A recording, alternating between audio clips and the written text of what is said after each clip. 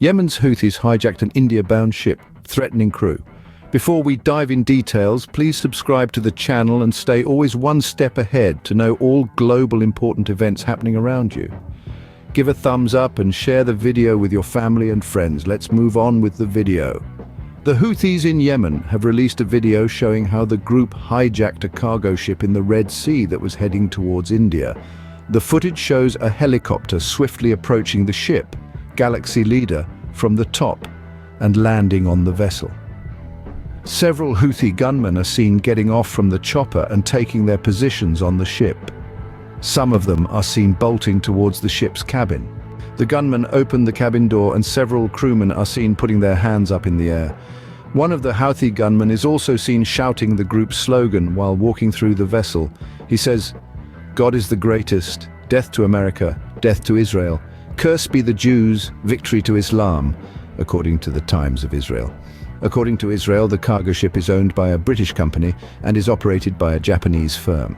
There were 25 crew members of various nationalities, including Ukrainian, Bulgarian, Filipino and Mexican on board the vessel. There were no Israelis present on the ship and the vessel was on its way from Turkey to India when it was hijacked, the Times of Israel reported. Israel termed the hijacking of the ship by Houthi rebels an Iranian act of terrorism and a very grave incident on a global level.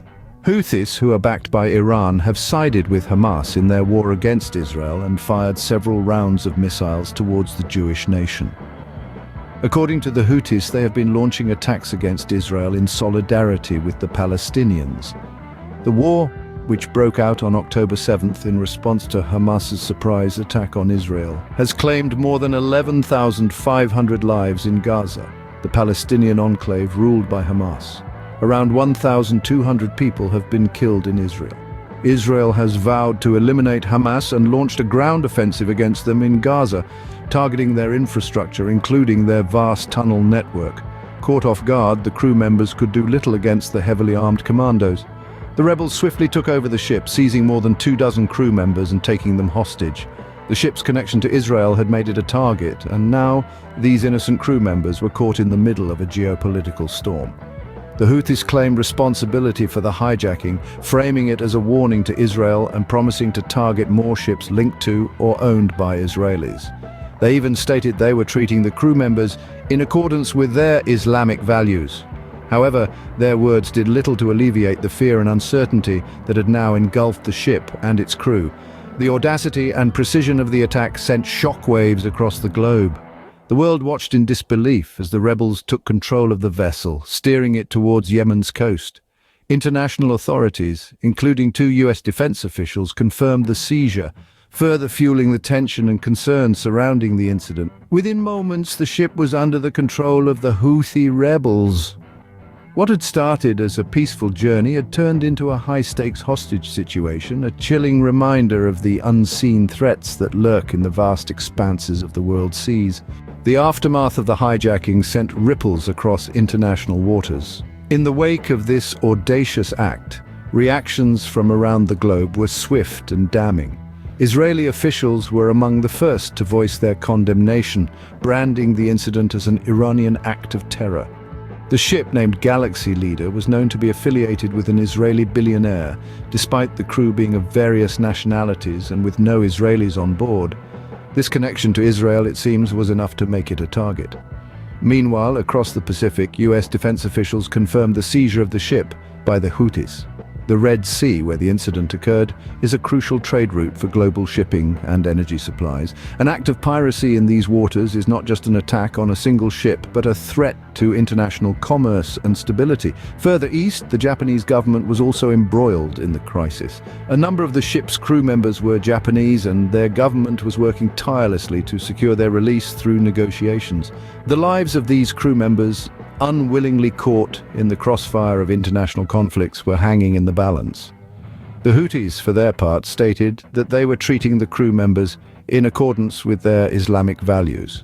Yet the world watched with bated breath, hoping for a peaceful resolution to this tense situation. On the surface, this is a story about the hijacking of a ship, but beneath the waves, it's a tale of international relations and how quickly they can be tipped off balance by a single act of aggression.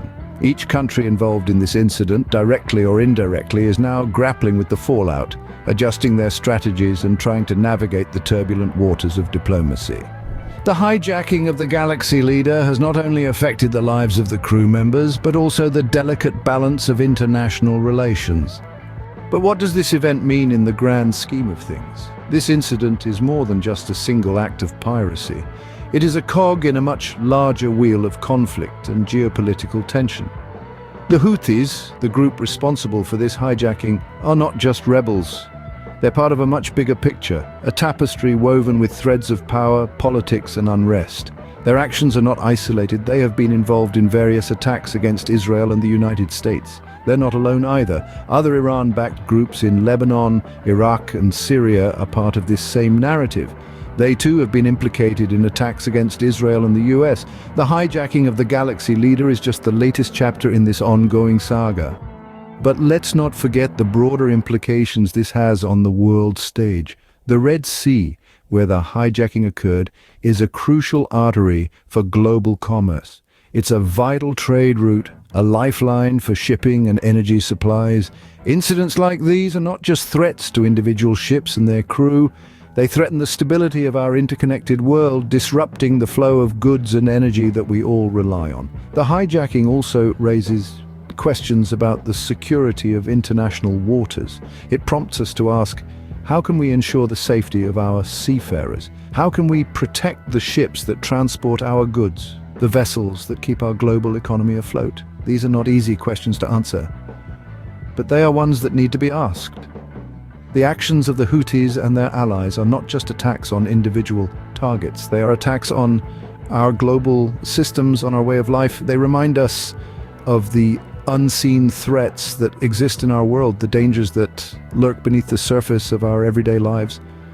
The hijacking of the Galaxy Leader is a stark reminder of the unseen threats that lurk within our interconnected world. So what have we learned from this harrowing event? It is clear that the world is becoming an increasingly complex place, with intricate networks of politics, economics, and conflict intertwining. The recent hijacking of an Israeli-linked cargo ship in the Red Sea by Yemen's Houthi rebels is a stark reminder of this complexity.